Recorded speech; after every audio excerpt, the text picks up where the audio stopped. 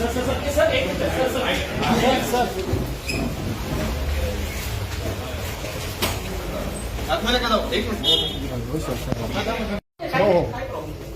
Minute थांबा ना. बंद कर कॅमेरा बंद कर. 2 मिनिट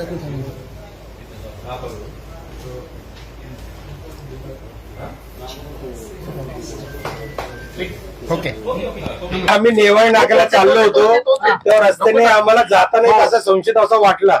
त्या संदर्भात आम्ही त्याला हे केलं आणि त्याला ताब्यात घेतला. शेवटी आम्ही कुठे ताब्यात दिलं तुम्ही? कुठले पदाधिकारी? पोलीस स्टेशनला. मी मनसेचा पदाधिकारी आणि मला दुपारी झाल्यामुळे तो संशय असा आरोपी वाटतोय.